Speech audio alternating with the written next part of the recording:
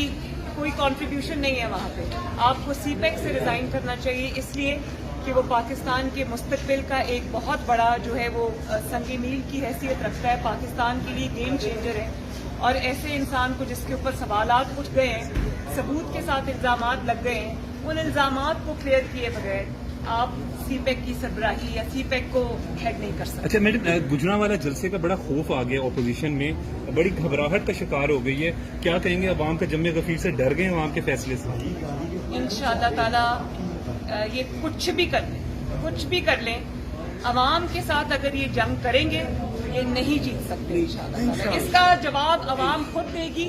अवाम जो महंगाई से और बेरोजगारी से तंग आई हुई है और इनकी नालायकी से, नाअहली से तंग आई हुई है, वो अवाम अब मियां नवाज शरीफ की आवाज़ पे उसने लब्बैक कहा है और इंशाअल्लाह ताला फतह और नुसरत जो है वो अवाम की होगी। इंशाअल्लाह इस नालायक, नाअहल और मुसल्लत शुदा वज़ीर आज़म से हमें निजात मिलेगी और इंशाअल्लाह ताला ये तहरीक कामयाब होगी।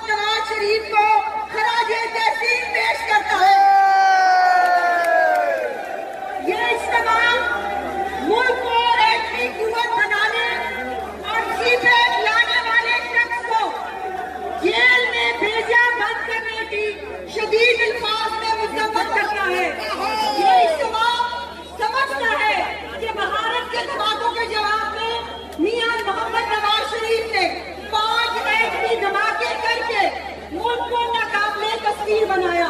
जनाब नवाज शरीफ ने तमाम तर दबाव और धमकियों को पसे फुस डाल दिया।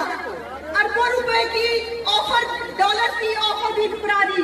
आलमी सतह की पाबंदियों का जुर्म और बहादुरी से मुकाबला किया और सारी कौम का सर फखर से बुलंद कर दिया। इन्हीं की बदौलत पाकिस्तान दुनिया की 7वीं और मुस्लिम उम्मा की पहली 8वीं ताकत बना। आज का यह इज्तिमा इन तमाम सैकड़ों इंजीनियर, नामवर मायानाज सियासतदानों को भी खराज तहसीन पेश करता है, जिनकी शब-ओ-रोज़ मेहनत और भरपूर सलाहियतों की वजह से